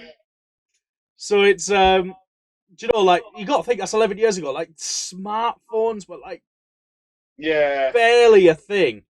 You know, so it was just like dating apps had just sort of started up on him. So I didn't really get used to like the apps and stuff or anything like that for that reason. Yeah. And yeah, it's I don't know. I keep looking at them and I think they're amazing in one sense, but you look at like you know the screenshots of them, you know when people come, it hits me like you've got to be incredibly fucking witty. Like you've got to have like this amazingly opening line and shit. You see, a lot of these dating sites, it's basically a lot of it is people wanting to secure themselves. Yeah. Which is probably the wrong term, but I only say it because they're probably insecure. Yeah. So basically, the more people that talk to them makes them feel wanted. Yeah. Because I found it myself, like, I get hardly any callbacks to my messages or anything because I find that a lot of, like, because obviously mine is with women, but men as well, because they're there with the fucking, you know, they've been at the gym and stuff, they took pictures and stuff. Yeah. It's because they just want to feel like they're wanted. Yeah. So the more likes they have, the more messages they've got, stuff like that. It just makes them feel better. So they take like shitty pictures. I say shitty. It's like, you know, with the pecs Instagram, out, or in the lingerie and stuff, just to get stuff like that. There's any women or men out there like this sort of fucking body? That's just a treat. No way, watch it relax there. We'll blank it out. YouTube can't handle it. We've already said about YouTube copyright. We can't have Well, if someone's got a copyright on my nip, right, I tell you. I'm saying, but it'll be like X-rated. That's to blank it out. Put one of them shocked Pikachu beam faces. Yeah, you're gonna have to put a what do they call it now? Pixelated thing over that. Yeah. I've already sworn about 1 million times. Well, right. Are we agreed? Yeah, he might be the arsehole if it was the middle of the country, but otherwise. Nah. Yeah, without him stipulating that. Let me just have a quick look, quick scan, see if he says anything about it. No, it doesn't say anything extra. So we don't know where it is, but yeah, you're right. Okie dokie. Right. Let's move on to our last section then. So, this part of the show's essentially going to be sort of takeoff of like that Peter Griffin, do you know what grinds my gears? Or if you're in the UK, if you've ever seen it, the Room 101. You know, sort of like, you know, you've got something that's been really winding you up. We're both going to pick out one thing. Basically, we're going to leave it to you guys to sort of decide what of one of those two things should go into Room 101. If you don't know the concept, basically, Room 101, if something's sent to Room 101, it's banished from the world. It never exists again. Okay? I mean, it doesn't, does it? Oh, yeah, like I say, so if you sent bread to Room 101, that's it, there'd be no more bread in the world. Yeah, but it's not real. Yeah, it's not real. But, you know, I'm just saying. I mean, I am disappointed in the fact that it's not real. You're just looking around for this, like, where's this room? I can punch it and it'll just vanish from the world. Yeah. There it. So right, you first then, man. What would you like to see vanish from the world? I mean, mine's quite a big one. Cyclists. All of them. Now, All of them? yeah. Just like, I thought you were just going to say, like, lycra-clad commuters or, like, the guys who ride the pavements. All of them. I mean, they all annoy me to a certain extent. There's some that I don't mind more, less than others. But, So why are they going into room 101 then? I mean, currently, where I live is Warwickshire. And there's this big cycle race that's going on around about now. And they're just everywhere. You're like, fuck off. That's it. So do you want all the cyclists in Warwickshire to sod off, or just the whole world because they're in Warwickshire? I've had this everywhere. When I lived back in the northeast, it was like that. Around Darlington area, they had a whole cycle thing for the France thing? Yeah, tour of Yorkshire, wasn't it, as well? Yeah, and then when I was around Torquay, when I was living down there, they had a whole cycle thing down there. It's like, just fuck off. Yeah. Because, I mean, the thing is, when I was a kid, I used to go on my bike, right? But when you're a kid, you go on the paths. So you're not in the way of any traffic. Yeah. Okay? So it's not a problem. But these cyclists, they think that they're a car. They actually think they're the cars. They ride in the middle of the road at rush hour, and it's like, fuck off. Do you know what I mean? You're not going as fast as a car, basically. You're holding every fucker up for no reason. Yeah. Now, okay, like I say, there are different types of cyclists. Now, when I used to drive to work, when I used to work the night shift back in the northeast, you get people that are cycling on the back roads, and they were obviously going to work because they'd have a jacket on, like a full jacket that was fluorescent and stuff. Not this lycra stuff. So they're obviously going to work. Yeah. They're riding to the industrial estate. Those people I'm fine with. That's just work transport. But they're going to room 101 now. If you're putting cyclists I'm in, still they're fine gone. with that. I'm happy. I'm happy for them to go to room 101 with the others. as long as we put the others down there. Right, okay. Right? But personally, I'm fine with those people who are cycling to work. Yeah. Fine with that. That's just collateral damage. It's just collateral damage. It's just what has to happen. Same as when I've been coming back from work. You see them, fine. But what I don't like is these ones that go out and they're on the lycra, right? And they're out there on the bike, but they'll go out at 4 o'clock in the afternoon. And they'll be out like, not just one individual, obviously, but they'll be out to like 4 till half 5. Rush hour. Yeah. Holding every fucker. They can go out anytime they like. They can go out 6 till 8. Yeah. There's no reason for them to be out at that time. Absolutely no fucking reason whatsoever. Like obviously people going to and from work, they have a reason to be out at that time. Because they've finished work. How do you know the people in Lycra aren't the people who've been to work? Because if they are going to work and they're getting changed at work, out of Lycra, dicks. Yeah. Nobody should get up, get ready for work, put Lycra on to go to work, and then get changed again. I'm with and you. Vice versa. Get changed at work into your Lycra to then come home, to then get changed to then get your bollocks out at home. Yep. Do you know what I mean? Like, if you're doing that, you're a dick. Or, even then, you've got too much fucking time on your hands. And if you've got too much time on your hands, you're obviously not working hard enough. Yeah, I'll give you that. The other thing as well, right? Do you know what? I would have said, the opposite of you, though. I would have said, like, it's weird, right? Since I've had the little one. So she's walking on the pavements now. And because the roads have gotten so bad, we've got it the other way around. Like, whereas there used to be a lot of cyclists on the road. Now, there's loads of cyclists on the pavement, adults. You know what I mean? Yeah, I allow kids, dicks. you know, kids bit dodgy riding on the road. You're 6, 7, 8, 9, 10-year-old. You know, if you're at secondary school, your ass should be on the road, right? To the left, Yeah. not in the middle of the road, on the left, right? But your ass needs to be on the road. If you're at secondary and you can't ride your bike on the roads, get your ass off a bike, right? Or learn to ride on the roads, Yeah. right? Yeah. But I'm making allowance for primary school kids, right? Oh, yeah, Now, yeah. but all ages. You know, and when she's like 1, you know what I mean? She's tooting along like 2 foot tall. You know, some arsehole comes skidding past you like 25, 30 mile an hour. I could fucking kill her. You know what I mean? They're Well, yeah. swimming past her like 6 inches away.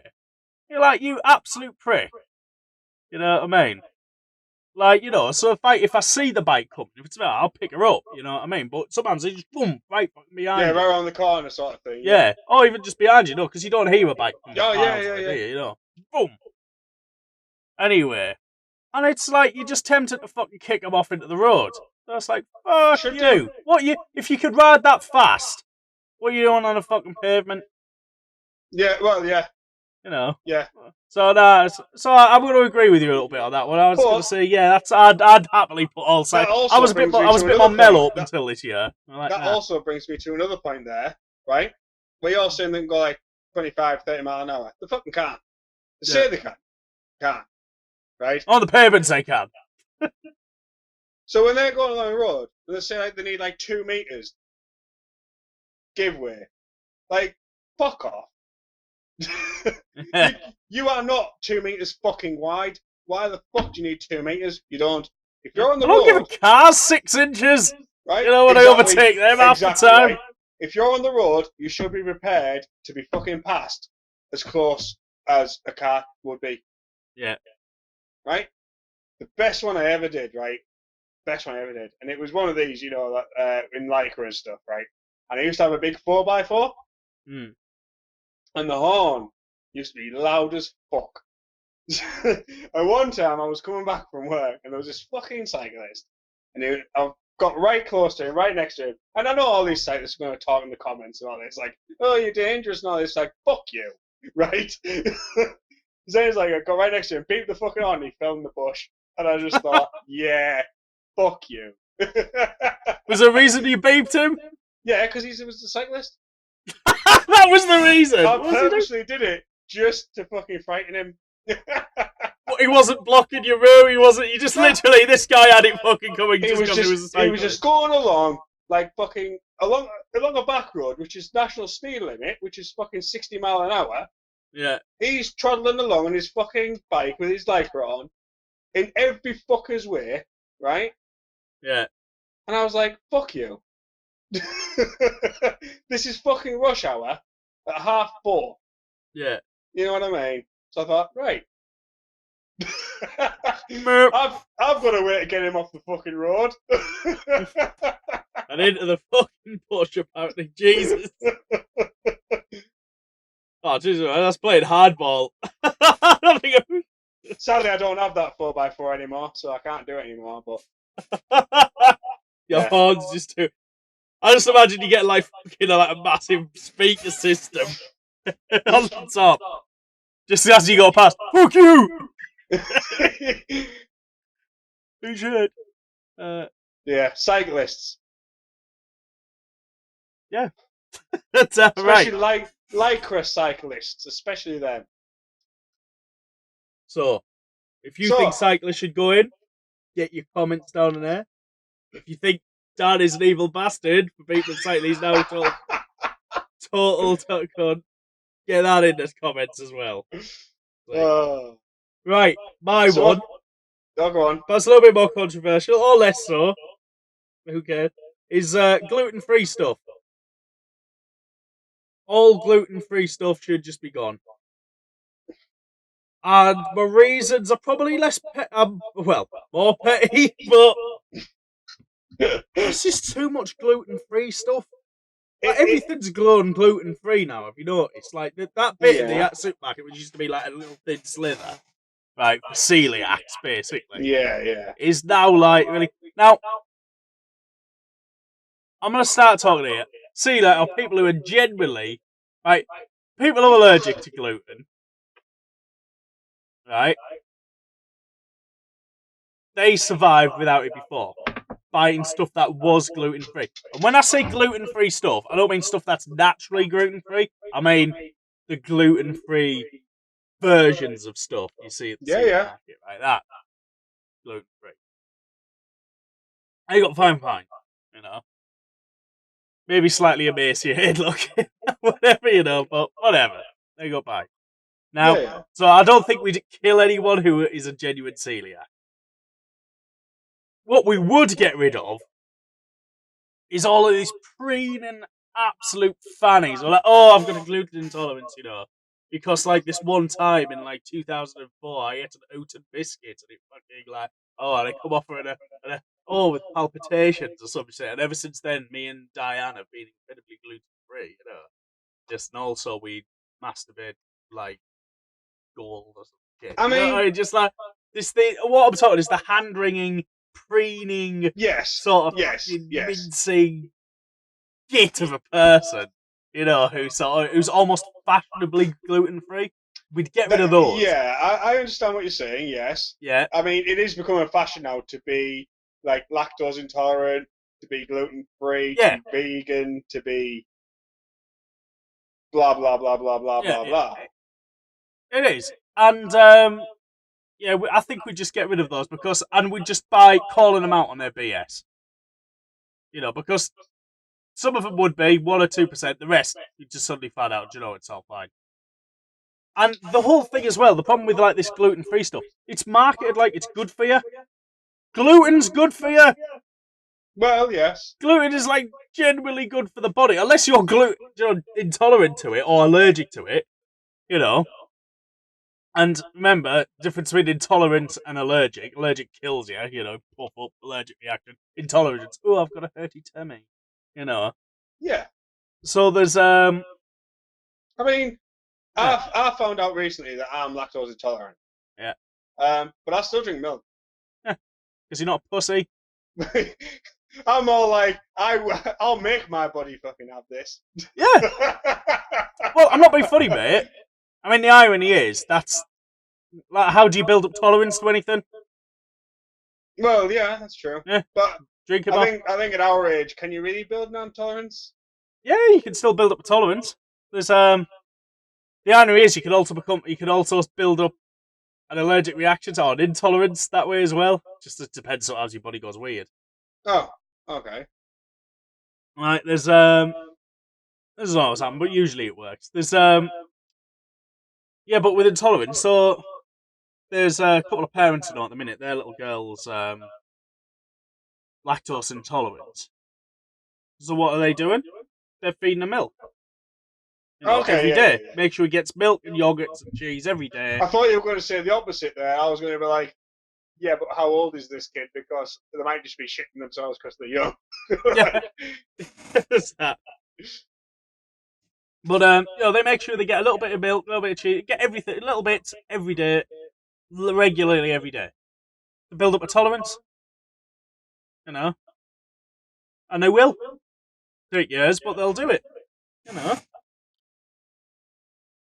Well, I'll tell you what. It's so I wasn't about gluten stuff, so I'm just gonna keep it at that. Yeah. And say like a lot of this stuff, like do you know, to make gluten-free versions, like the gluten-free bread. So yeah, they get rid of the gluten, which makes it elastic. But if they got rid of the gluten to make it like bread, they've got to ram a shit ton of chemicals in there, which are like genuinely bad for you. So you're saying it's actually making it more harmful? Yeah. So this gluten-free stuff, like the not naturally gluten-free, but the stuff that they're making gluten-free versions, is genuinely like quite unhealthy. You know. Okay.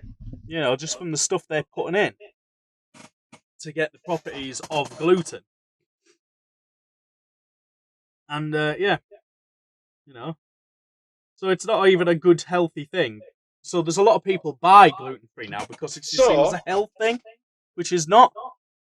Gluten's a good thing for you. If you can handle it, you wouldn't say milk is a bad thing for you, unless you were intolerant of it, would you? You know, milk's good for you. So, what are you saying? It's more about the people who think they're gluten free, or gluten free itself? What would I want to get rid of all those preening individuals, and the way to do that is just get rid of all the gluten-free stuff, and that'd sort the wheat from the chaff. But then, what about people who are gluten Intolerant. intolerant? Well, That's they'd the have word. to eat the naturally gluten-free shit, like they have done for thousands of years. Well, yeah, there's that. Yes, of You course, know, yeah. all the vegetables and stuff like that. You know. So it's And meat. it's the prima donnas you want to get rid of. Yeah. All right, yeah, I can go with that. I mean, yeah. But rather than just get rid of them, I want them to face their own BS. Call them out by getting rid of all the Well, you want to gluten-free stuff. force feed them gluten? Yeah. Oh, look, where did all those 90% of the people who were gluten-free go overnight? Oh, yeah, they were just fucking baking it up. They're dead now. So, yeah. And, you know, I just want to become, and they can go on to the next thing, on to the next fashionable food thing. So they'll be like, Yeah. oh, me and Suzanne, or me and fucking Cassandra, we only wear moccasins now because other shoe types, I don't know, just they break I totally they're not imagine that's gonna be a aerodynamic thing. enough and they disturb the flight paths of midges. I don't know. Yeah, I can totally see that being a thing, actually. Yeah. We find leather cultural appropriation against cows. I don't know. I only wear shoes made out of split Coke cans now. Some shit like that. I just can't stand them, man. Gotta be freaking mental, that type of person. Yeah, I can get behind you. I mean, that's the same kind of person as what I was talking about, really. But obviously, not directly the same, but, Yeah. So I wouldn't get rid of them directly. I'd get rid of their food source. Right, yeah, okay, yeah, because you're saying you want to get rid of the And gluten-free... instantly, all of that preening, Yeah, liberal, get rid of the gluten-free fudge, what's specific that? Items, so then the people that are Virtue gluten-free signaling. will just eat stuff that is gluten-free. Yeah, all that weedy virtue signaling pansies and just evaporate into the air. Yeah, okay. But then, is there a bonus to this type of food? Like, no. Is Generally, there it's a quite unhealthy. different So even the type people who are of, genuinely gluten intolerant, it's quite an unhealthy thing for them to eat, as opposed to naturally gluten free. What I'm saying is, the way that it currently is it's like gluten free bread, gluten free this.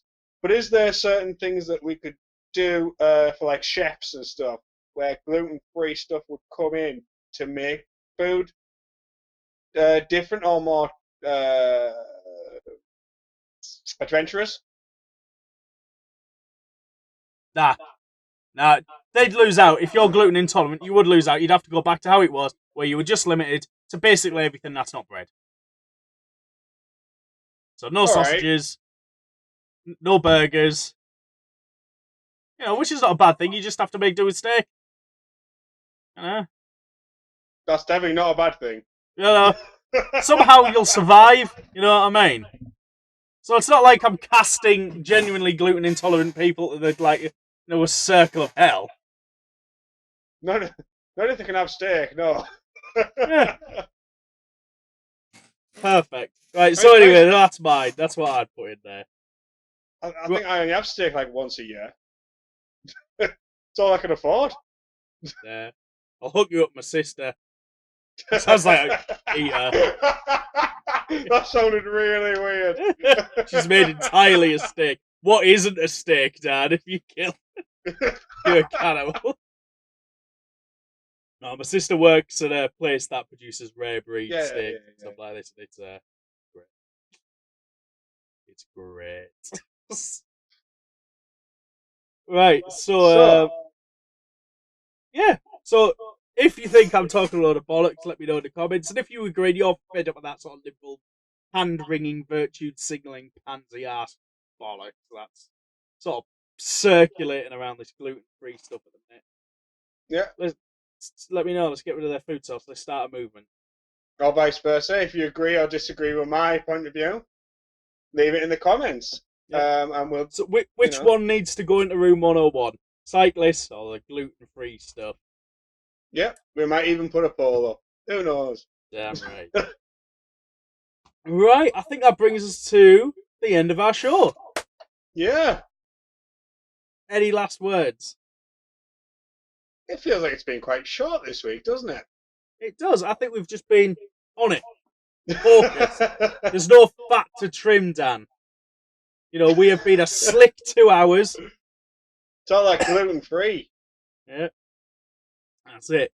So, great look at Mutant Year Zero. We've sorted the arseholes out again this week, and do you know, we've left you with a decision to make. What is going into room 101? Let us know which one you want in the comments below. Don't forget to like and subscribe, and any ideas for things you'd like to see in the future on this program. We're still pretty flexible in our format. We're still looking for new ideas, especially for this third section. So please, any ideas that you like to see, hit us up on social media, get in the comments, message us directly, or hit us up on Patreon. This is in fact, if you're going to hit us up on Patreon, I'd say those people, patrons, are going to have the biggest say above everyone else. Though we will read every single comment anyway. Obviously, the patrons, the people who are willing to put a little bit of money towards it, even if it's just a quid a month, they're going to get. Yeah, we've got you're helping building the future of this channel actively. We're going to listen to you the most. So if you've got an idea and you want to definitely make sure it's getting listened to, Patreon's the way to go. Yep, get yourself over. And obviously, you got our thanks as well. We love you all anyway, but extra kisses for you. No one want that. Damn right. Okay, guys, with that, I think that's time to say goodbye. So, we'll see you next week. Yeah. Have a good one, guys. Bye. Bye.